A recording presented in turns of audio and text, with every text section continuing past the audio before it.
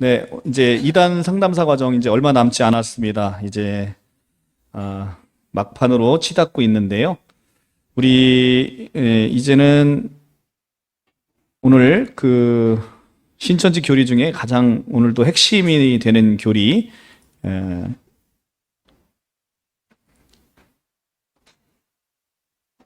오늘 가장 핵심이 되는 교리 중에 하나인데 바로 신인합일 교리입니다. 신인합일 교리.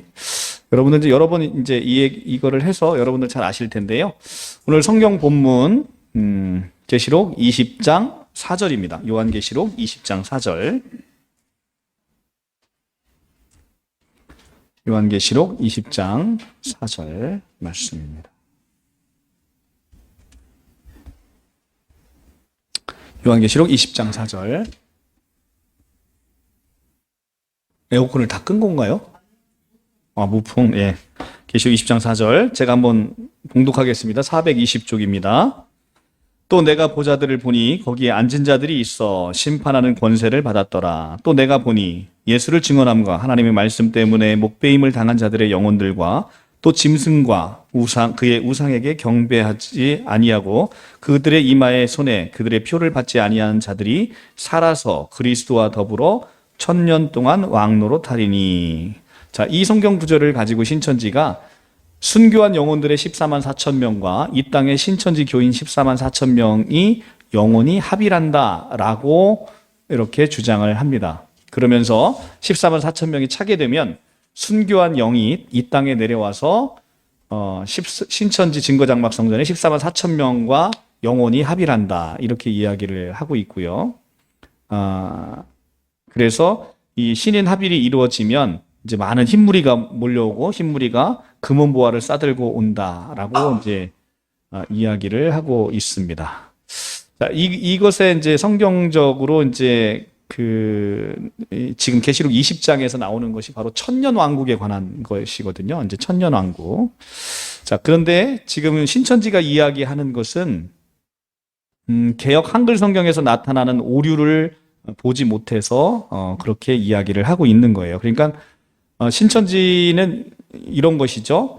예수의 증언과 하나님의 말씀 때문에 목배임을 당한 영혼들이 한 그룹이고, 그 다음에 이 땅에서 우상에게 절하지 않은 사람들이 또 한 그룹이어서 둘이 신인 합일한다. 신인 합일할 때가 있다. 그래서 그들이 살아서 왕노릇 1000년 동안 왕노릇 나라와 제사장이 된다. 이런 얘기를 하고 있는 건데요. 이제 그 영어 성경이라든가 원어 성경에 보면 그리고 또 표준 세번역 성경에서 보면 살아서가 아니라 살아나서라고 되어 있어요.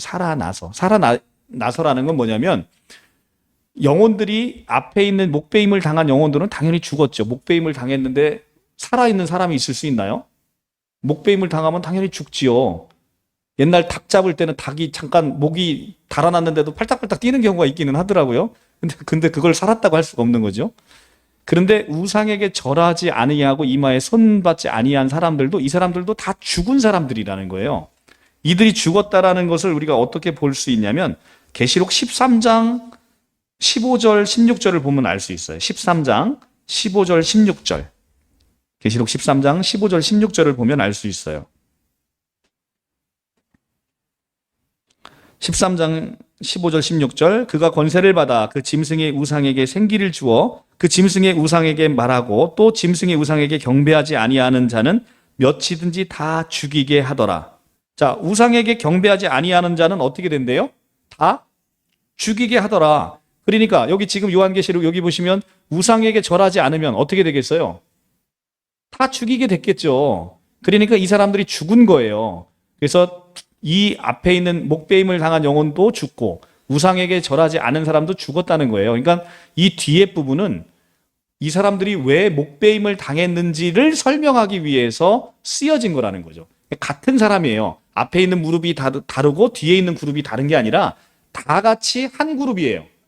다 같이 우상에게 절하지 않아서 목배임을 당한 사람들인데 그 사람들이 살아나서 죽었다가 살아나서 헬라어 원어는 에제산이라는 단어를 쓰는데 이 에제산은 죽었다가 살아난 상태를 표현하는 단어예요. 그렇기 때문에 이들은 죽었다 살아난 사람으로서 이제 죽은 자들을 다 이야기한다. 그래서 신천지가 이 개역 한글 성경만 꼭 보도록 고집하는 이유가 바로 그거예요. 영어 성경에 보면 they came to life 이렇게 돼서 came to life는 죽었다가 살아나서라는 뜻이거든요. 그러니까 영어 성경을 못 보게 하는 거예요. 영어 성경을 보면 이제 세뇌가 안 되잖아요. 그러니까 이렇게 they came to life 살아나서라고 되어 있고요. 그다음에 이제 그 계시록 요한계시록 20장 그 5절에 보면 그 나머지 죽은 자들은 천년이 차기까지 살지 못하더라. 그 나머지 죽은 자들은 천년이 차기까지. 그러니까 그 나머지 죽은 자들은 앞에도 죽은 자니까 그 나머지 죽은 자가 있는 거잖아요. 그래서 그 나머지 죽은 자들이라는 건 앞에 부분이 죽은 자라는 걸 설명하고 있는 거죠. 앞에도 죽었고 앞에 죽은 사람 말고 나머지 죽은 자들. 그러니까 앞에도 다 죽었다는 얘기를 하고 있는 거죠. 그리고 나머지 죽은 자들은 천년이 차기까지 살지 못하더니 이는 첫째 부활이라 하잖아요. 첫째 부활이라. 부활이라는 단어 속에는 죽었다는 것을 전제한 개념이에요. 죽지 않으면 부활이 없잖아요. 죽어야 부활이 있는 거니까. 그래서 다 죽은 자들을 이야기하고 있다. 첫째 부활. 자, 그래서 이 죽은 자들의 부활을 이야기하고 있는 것이지 신인 합의를 이야기하는 게 아니다. 자, 그리고 한 몸에 두 영혼, 여기 영이라고 썼는데 영혼이 맞아요. 여기 보시면 계시록 20장 4절에 보면 목배임을 당한 자들의 영혼들과, 그렇죠? 분명히 혼이 있어요. 그러니까 베드로가 죽었으면 베드로의 영혼이 있잖아요. 그 영혼이 지금 베드로 집화장에게 들어간다고 하는 건데 지금 베드로의 영은 헷갈릴 거예요. 지금 옛날에 지제섭 집화장한테 들어가야 되는 건지 현 집화장한테 들어가야 되는지 막 헷갈리지 않겠어요? 근데 어쨌든 영혼이 들어오면 그건 무슨 상태? 귀신 들린 상태죠. 내 안에 혼이 들어오면 귀신 들린 거예요. 그러니까 우리 안에는 혼이 들어오면 돼요? 안 돼요? 안 되죠. 혼이 두 개가 있으면 안 되잖아요. 자, 고린도전서 6장 17절을 한번 볼까요? 고린도전서 6장 17절. 269예요. 신약 성경 269쪽. 고린도전서 2장 17절입니다. 2장 17절. 다 같이 합독하겠습니다. 시작. 주와 합하는 자는 한 영이니라. 아멘. 자, 우리는 우리 몸에 영혼이 들어오면 안 돼요. 죽은 자의 영혼이 들어오면 안 돼요. 근데 우리 안에 들어올 수 있는 건 뭐가 들어올 수 있어요? 하나님의 영이 들어올 수 있는 거예요. 하나님의 영. 하나님의 영이 들어오면 우리의 영과 한 영이 되는 거예요. 우리의 영과 하나님의 영은 하나로 주와 합하는 자는 한 영이 되는 거예요. 그렇기 때문에 하나님의 영을 제외한 우리 안에 들어올 수 있는 영혼은 있을 수 없다라는 걸 여러분들 잘 아시기 바랍니다. 네. 그래서 한 몸에 두 영혼이 들어오면 이건 귀신 들린 상태다. 그러니까 귀신 들리고 싶어요? 근데 신천지인들은 귀신 들리고 싶어갖고 아주 미치고 환장한 이렇게 있는데 이게 참 가슴 아픈 것이죠. 자, 그러면 예수님이 재림할 때 우리는 어떤 현상이 있다. 지금 신천지는 예수 그리스도가 이만희 총회장의 육체를 선택해서 지금 재림했다라고 주장하잖아요. 그런데 성경은 재림 때 반드시 죽은 자의 부활이 있다는 거예요. 예, 고린도전서 15장 52절을 한번 볼게요.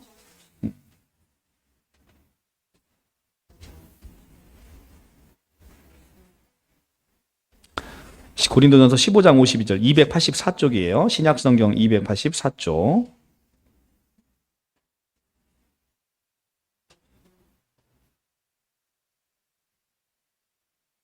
자, 51절부터 보라 내가 너희에게 비밀을 말하노니 우리가 다 잠잘 것이 아니요 마지막 나팔의 순식간에 홀연히 다 변화되리니 나팔 소리가 나매 죽은 자들이 썩지 아니할 것으로 다시 살아나고 우리도 변화되리라. 자, 마지막 나팔이 7번째 나팔이잖아요. 신천지는 7번째 나팔이 불렸대요? 안 불렸대요?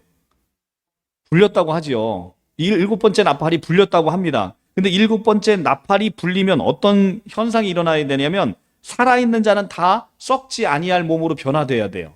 그 다음에 지금 52절에 가면 나팔 소리가 나매 죽은 자들이 썩지 아니할 것으로 다시 살아나고, 죽은 자들의 부활이 있다는 거예요. 일곱 번째 나팔이 불리면, 예수님이 재림하면 일곱 번째 나팔이 불리면 죽은 자의 부활이 있어야 되는 거예요. 근데 지금 이만희 총회장한테 일곱째 나팔이 불렸다라고 하는데 죽은 자의 부활이 있어요, 없어요? 없잖아요. 그러니까 이 거짓인 거죠. 이게 사기 행각이라는 것이죠. 죽은 자의 부활이 없으면 예수님이 재림해서 오셨는데 내가 재림 예수다라고 하면 여러분들은 뭘 물어봐야 되는 거예요? 일단 죽은 자의 부활이 어디 있냐를 물어봐야 돼요. 죽은 자의 부활이 어디 있느냐? 아담은 어디 있고 아브라함은 어디 있고 모세는 어디 있고 야곱은 어디 있느냐 물어봐야 되는 거죠. 그들의 죽은 자들의 부활이 함께 오는 거예요. 그러니까 여러분들 헷갈릴 이유가 전혀 없겠죠. 그죠? 그리고 도마에게 보여주셨던 예수님의 손의 못자국과 옆구리 창자국을 보여달라고 하는 거예요. 예, 그 육체로 부활하시고 육체로 다시 오시는 것이니까. 그렇기 때문에 이 죽은 자의 부활이 없이는 누가 예수가 여기 있다 저기 있다 해도 그냥 이 사기꾼 하면서 그냥 돌아오시면 되는 거예요. 아시겠죠? 우리 부활은 바로 죽은 자의 부활이 반드시 함께한다. 예수님의 재림은. 자, 그렇기 때문에 하시고요. 또 하나 데살로니가전서 4장 13절 17절입니다. 데살로니가전서 살전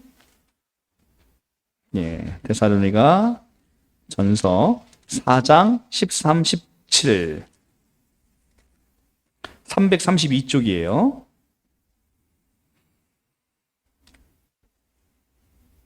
4장 13절 17절 15절부터 볼게요. 14절부터 우리가 예수께서 죽으셨다가 다시 살아나심을 믿을진대 이와 같이 예수 안에서 자는 자들도 하나님이 그와 함께 데리고 오시리라. 자, 예수님이 다시 오실 때 예수 안에서 잠자는 자들, 죽은 자들이잖아요. 이 죽은 자들이 하나님이 그와 함께, 예수와 함께 데리고 오리라.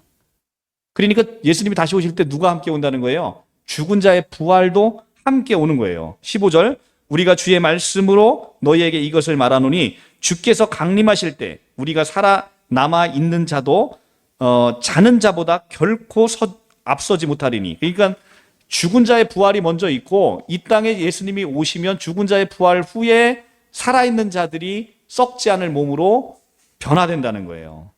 그래서 주께서 호령과 천사장의 소리와 하나님의 나팔 소리로 친히 하늘로부터 강림하시리니 그리스도 안에서 죽은 자들이 먼저 일어나고.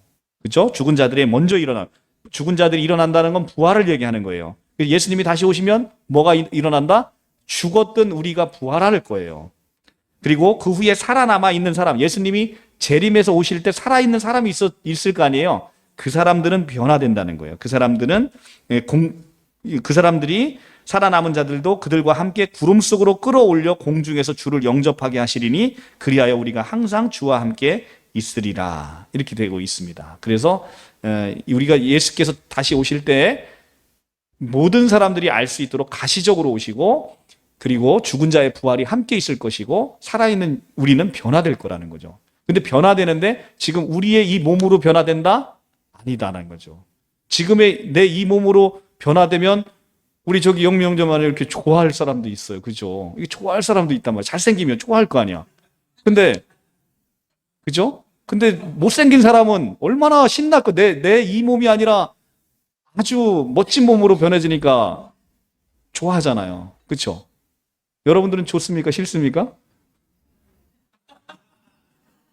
저는 엄청 좋아요. 저는 엄청 좋아요. 이 몸이 아니고 다른 몸으로 제가 우리가 영생을 하잖아요. 이제 영생을 하는데 지금 몸으로 영생하면 어떤 사람은 저주인 사람이 있어요. 그렇죠? 나는 내 몸에 너무 자신이 없는데 이 몸으로 영생을 하라고? 지금 우리 이만희 할아버지 같은 사람은 그 몸으로 영생하라고 해보세요. 그건 저주잖아요. 그런 건 저주란 말이지. 그런데 정말로 멋진 사람 모습으로 영생을 해봐. 그러면 그거는 얼마나 행복하겠어요. 네. 그러니까 우리가 죽은 자의 부활할 때 그 부활은 지금 우리의 모습과는 다른 아주 신령한 모습이라는 거죠. 아주 멋진 모습으로 우리가 영생을 하게 될 줄 믿습니다.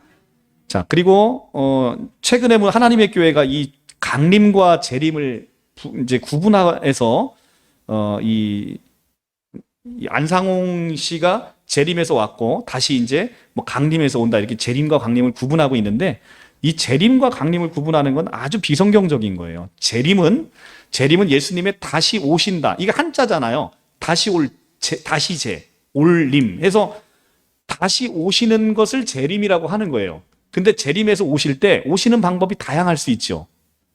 땅에서 솟아오를 수도 있고, 그 다음에 갑자기 어디서 뚝 떨어질 수도 있고, 하늘로부터 내려오실 수 있는데, 그 하늘로부터 내려오는 것을 성경은 표현하고 있고, 하늘로부터 내려오는 것을 위로부터 아래로 내려오는 강림이라고 표현하는 거죠.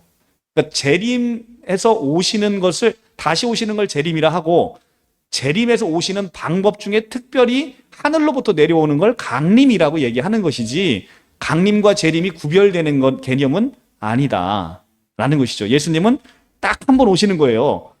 재림에서 한 번 오시고 강림에서 두 번째 오시고, 그럼 예수님은 삼림하셔야 되는 거지, 재림하는 게 아니죠. 그러면 삼림이잖아, 삼림. 그걸 왜 재림이라고 그래요? 삼림이라고 해야지. 예, 그러니까 그런 게 아니라는 거예요. 근데 그런 걸로 여러분들을 자꾸 미혹한다는 거죠.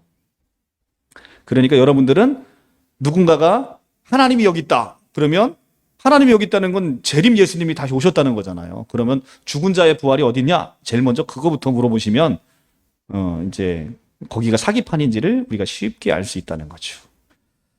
자, 그러면 우리가 이제 개혁주의 신학을 통해서 여러분들에게 이제 요거를 이제 알려드리도록 할게요.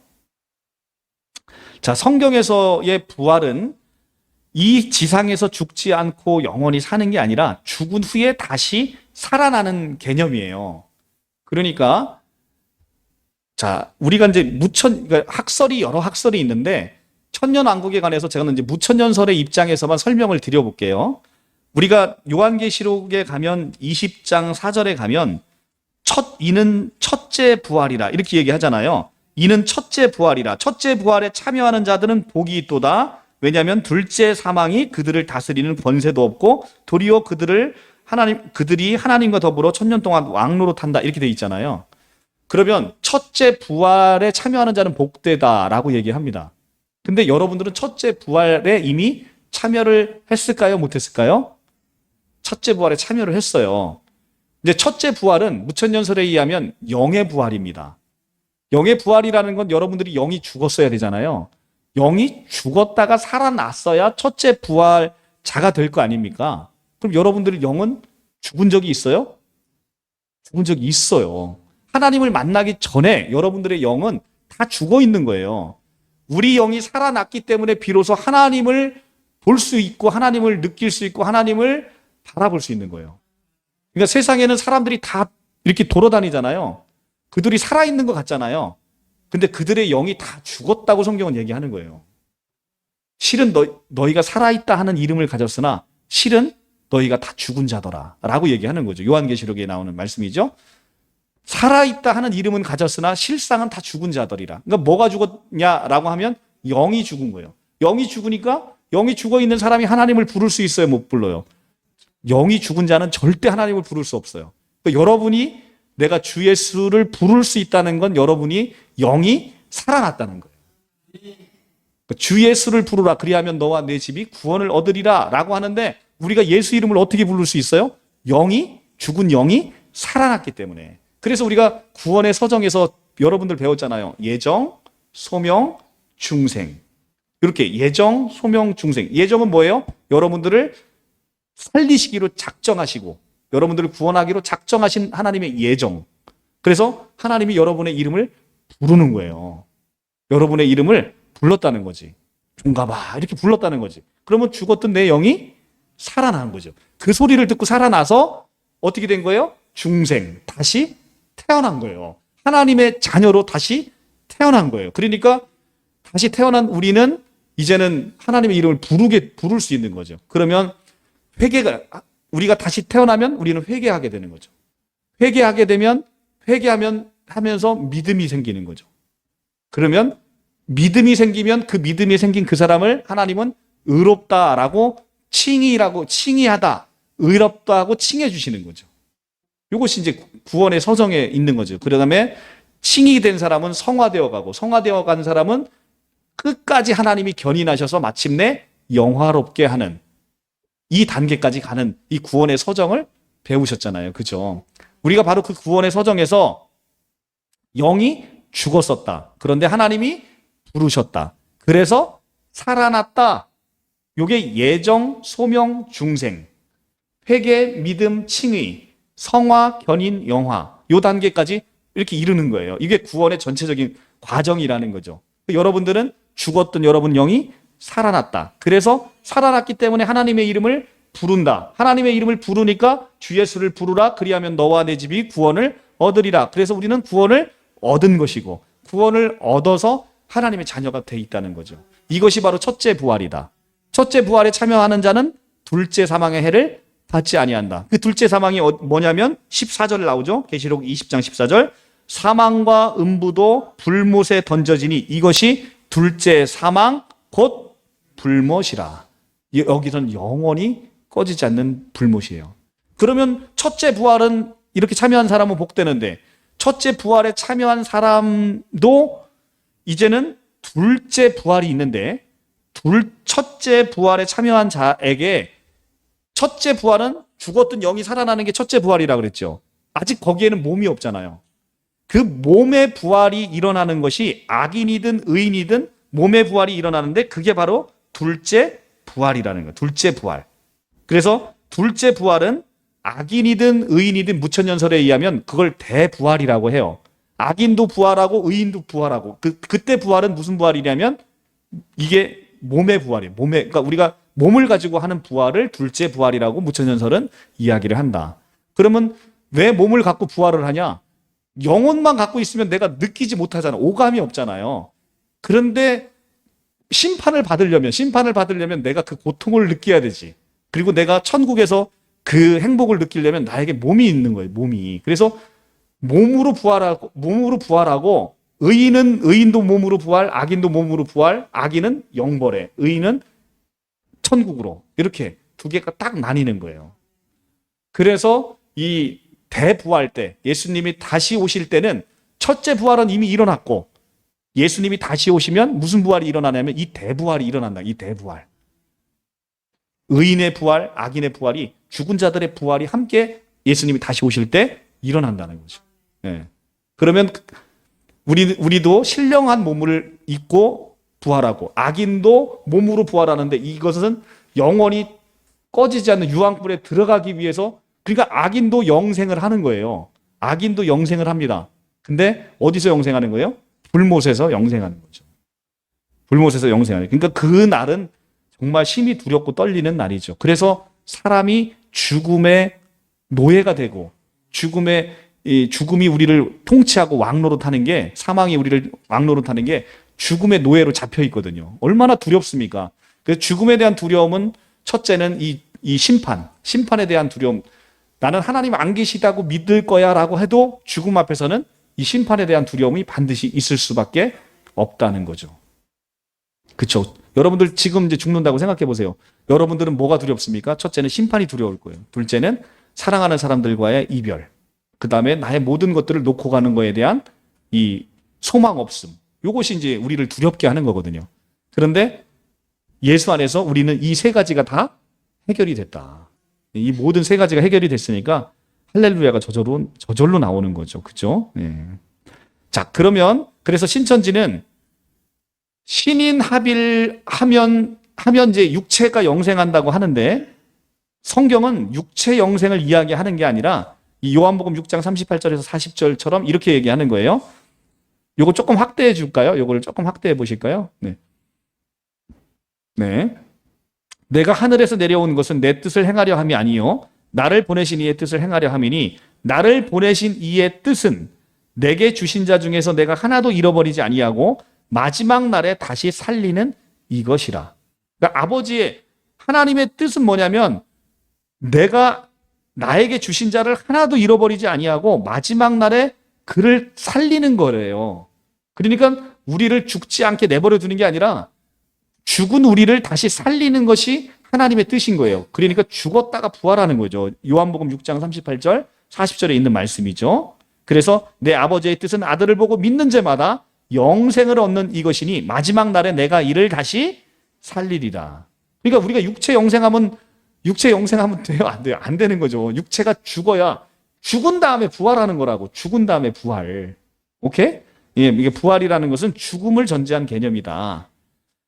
자, 그리고 그래서 이 신인 합의를 신천지는 혼인잔치라고 해요. 혼인잔치는 죽은 자 영혼 14만 4천 명과 신천지 영혼이 결혼하는 게 아니라 예수 그리스도, 우리 신랑은 딱 한 명밖에 없어요. 우리는 다 신부예요. 신랑이신 한 남편인 예수에게 시집 가는 거, 그것을 우리는 어린 양의 혼인잔치라고 계시록 19장에 나오는 거예요. 그렇죠? 자, 고린도후서 11장 2절 볼게요. 고린도후서 11장 2절. 고린도후서 11장 2절. 신약성경 297조.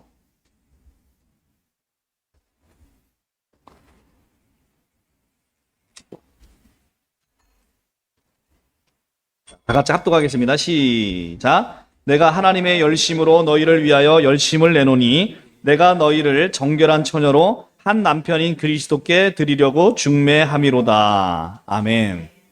자, 지금 내가 너희를 정결한 처녀로 누구에게? 한 남편인 그리스도에게 중매를 하고 있어요. 아니 근데 사도 바울이 중매는 예수님하고 너희들하고 세웠는데 왜 갑자기 거기에 14만 4천 죽은 영혼하고 시집을 가냔 말이에요. 중매 쓴 사람하고 결혼해야 되잖아요. 지금 여러분을 누구한테 지금 중매를 쓰고 있어요? 사도 바울이 그리스도, 예수 그리스도에게 중매를 쓰고 있는 거예요. 그러니까 여러분들은 누구한테 시집 가는 거예요? 예수님한테 시집 가는 거예요. 14만 4천 명의 그 순교한 영혼들에게 가는 게 아니라, 순교한 영혼들이 아무리 위대해봐야, 그래봐야 사람이에요. 그래봐야 인간 나부랭이에요. 그런데 우리의 신랑은 그런 분이 아니고 만왕의 왕이시고 온 우주의 왕이시고 온 우주의 주인이신 분이에요. 옛날에 어르신들은 시집 정말 얼굴도 안 보고 시집 갔다고 하는데 혹시 여기도 계시나요? 그런 분들? 얼굴도 안 보고 시집 가신 분들? 근데 옛날에는 그런 분들이 있어. 근데 내 신랑감으로 점쳐진 사람이 어떤 사람인지를 알아봐야 될 거 아니에요. 근데 그분을 알아봤더니 정말 놀라우신 분이죠. 성품도 너무 사랑도 많으시고 온 우주에서 가장 부자시고. 그런데 시집 가는 거예요, 여러분들. 얼마나 좋습니까? 네. 자, 그래서 우리는 한 남편이신 예수와 결혼하는 것, 그것이 어린 양의 혼인잔치다. 네, 그런데 신천지는 웬 뚱딴지같이 14만 4천 명으로 목배인 영혼을 당한 사람들하고 결혼하는 것이 이게 첫째 부활이다. 이렇게 얘기를 하는데 첫째 부활은 그게 아닙니다. 14만 4천 명과 이 땅에 그 신천지의 14만 4천 명이 혼인하는 거, 그게 첫째 부활이라고 이야기하고 있어요. 신천지는.